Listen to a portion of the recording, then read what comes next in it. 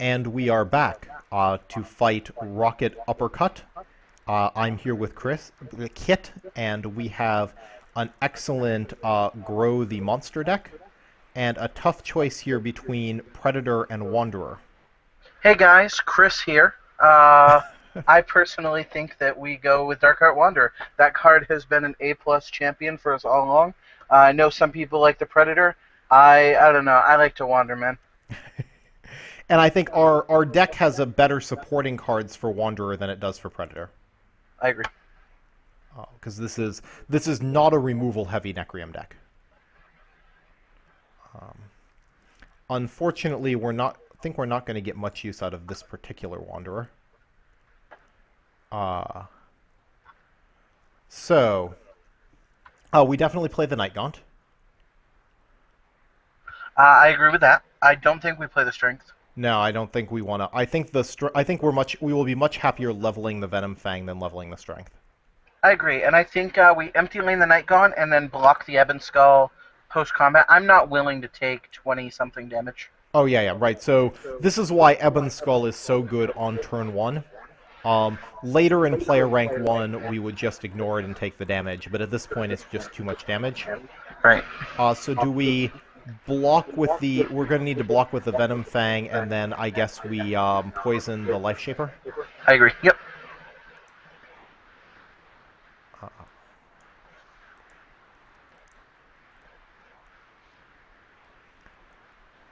Okay. And it does look like we have some good opportunities for this Gaunt in our next hand. I wonder... Ouch. That group meal was painful. That group meal was very painful. So... Let's see. So one option is we can Bright Tusk Sower and Bright Tusk Sower 2/1 and That's roar. what I was thinking. Yeah. Yep. I really like that a lot. Although it is. It feels bad.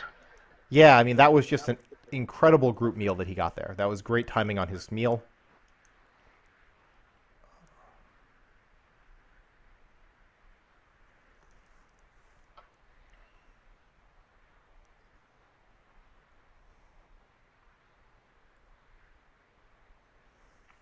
Yeah, I'm not sure what to.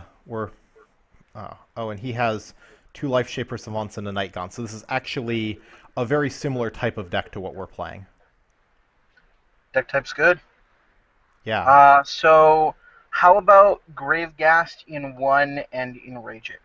I would really like to get some of our pump, and so far we only have Ferocious Roar. Yes, and so I think leveling the Enrage is going to be better here than leveling the Rite of the Grimgaunt.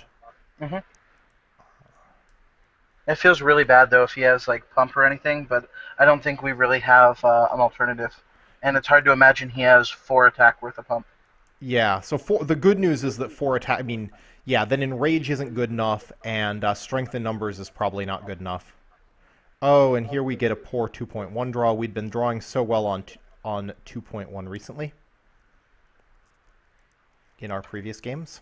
Yes, drawing 4 level 2s. Well, yeah, that's a bit excessive, but he's certainly giving us a run for our money. Did I mention that I had been cursed in my 3-0 games recently? You have mentioned that. I would prefer that you didn't make those kind of stances in the future. Okay. So we could save our Gravegast, but I don't think it's going to be worth it. I do. Oh, you do? I think that a 8/3 Gravegast is going to be better than any of the other cards in our hand because it has regeneration. Okay, and so you think it's better than like empty laning a lurker? Possibly. Okay. Maybe not. Maybe not actually, because leveling a strength in numbers is not what I want to do. Yeah, that's the thing is leveling a strength in numbers doesn't. Strength in numbers is so situational; it doesn't feel good to level. So I think then we just double Lurker because he's playing Life Shapers and Night Gaunts. So do we Lurker or do we block the Ravager? I guess we're behind on health. I don't think we need to block the Ravager. 5 damage is nothing. And in particular, he also may be playing a Night Gaunt 2 next turn, and so giving it extra regeneration probably doesn't get us anywhere. Right. Here's our Night Gaunt.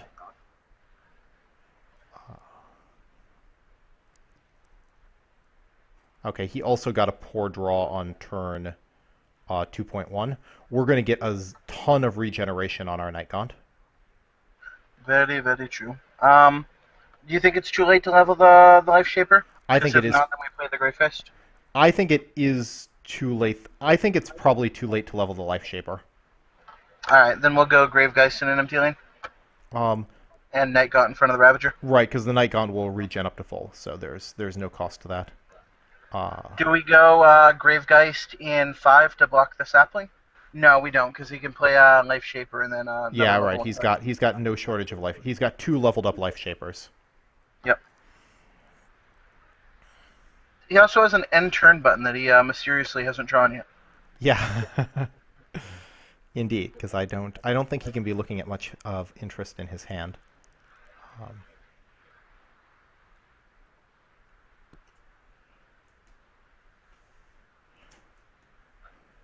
Unless I'm having trouble communicating with the server. There was a technical difficulty not long ago. Do you want to go back to the main screen and see if you if that is the case? Just real quick.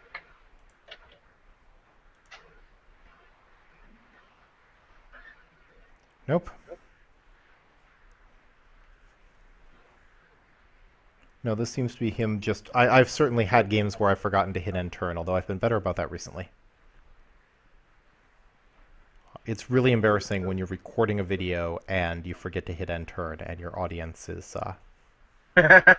laughs all over you. I can definitely see that causing some problems.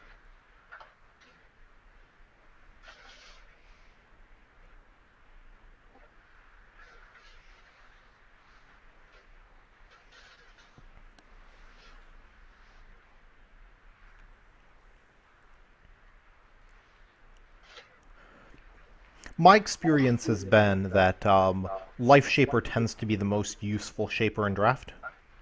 I agree. I used to really like Flame Shaper and Dark Shaper, but they've tapered off a lot. Yeah, I've gotten some good games with both of those cards, but I think Life Shaper has come through most consistently for me. I mean, it's just... So the thing is like all the other ones, it's much harder to use them both offensive and defensively. Mm-hmm. Like, they generally, like, have one or the other as a strong point. Mm-hmm. And Life Shaper can be used as both. Right, and I think you're right, because Gravegeist 2 is... Gravegeist actually gains a fair amount from leveling up. Yeah. Oh, it's not Cryptgeist, it's Gravegeist. Ah. And Ferocious Roar is very good here. I think that we are Ferocious Roar and Enraging that Night Gaunt. Yeah, I think that is our only hope of winning. Yes. With what he's leveled. Right, and we hope that...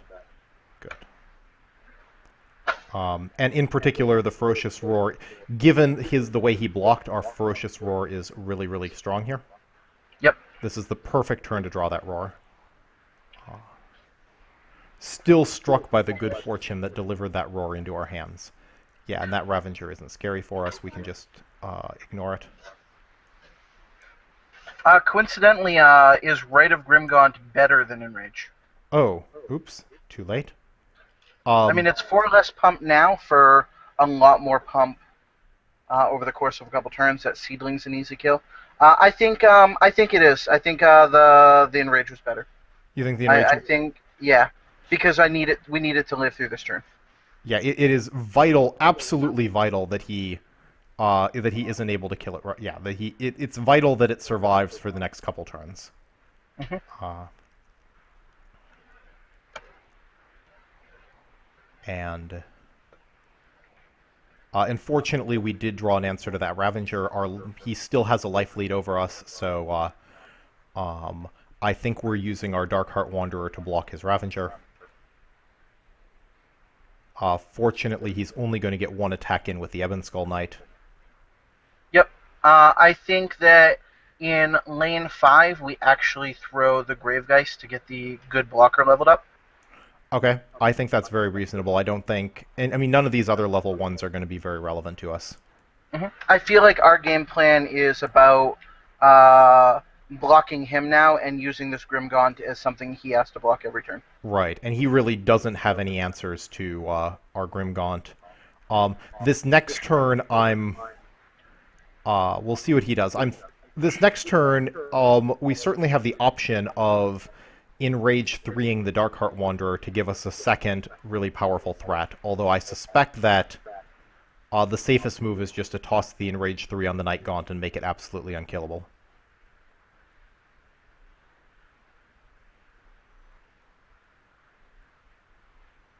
He leveled both of his Dark Shapers, right? He leveled both of his Life Shapers, yes. So That's what I meant, yeah. he has a lot of pump available to him. I think that we toss the Enrage on the Night Gaunt. It does make me feel a little bit bad, but I'm okay with that. And we'll let the combat go through first on the Gravegeist.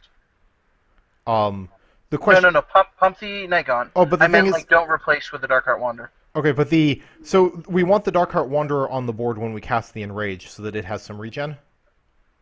In that case, then just don't block the Life Shaper. You can block it next turn for 5.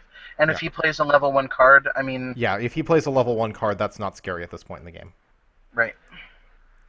And we can take 9 because we... I mean, it brings us a little bit low on life, but we're still feeling pretty good here. And we've got the Swamp Moss Lurker, so, yeah. We have a number of blockers. We had a number of blockers leveled up, so we're not too worried about like him buffing the Life Shaper. And that 2931 is just so difficult for him to deal with.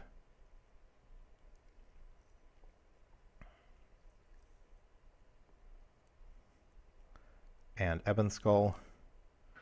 We're not going to be able to save our Darkheart Wanderer, but that's okay.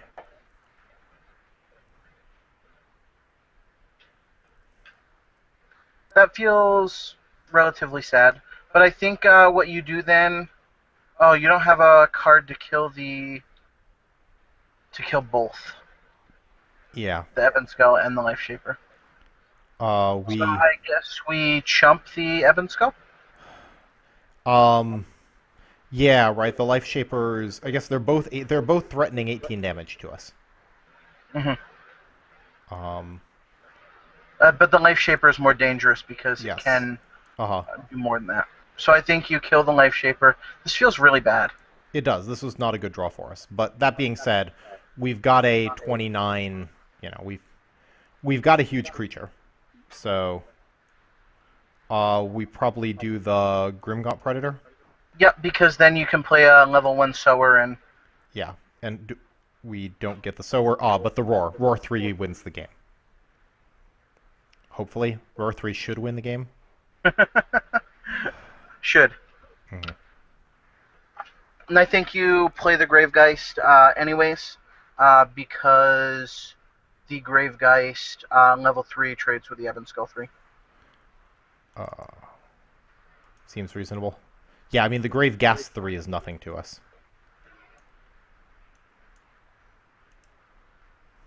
I don't like that their names are so close together. Yes, the Gravegeist and the Gravegeist. Oh, that's... Yeah, that's actually really similar. They should have waited until a much, much later set to have names that close together. Well, 4-0. Thank you so much for helping me to a 4-0 here. And can we see what we got for... Sure, for I think we can. I know you saved them, but... I think we can do that. 500,000 gold. See what legendaries we have. Notice he doesn't want to draw attention to the gold, guys.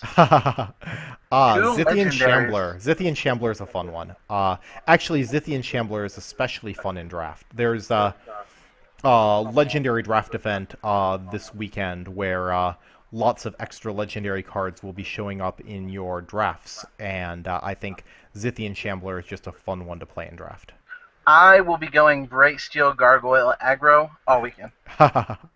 Yeah, sounds like a lot of fun. Okay, well, thank you, Kit, for joining us for the video, and I will get this up on YouTube as soon as I can. Thank you.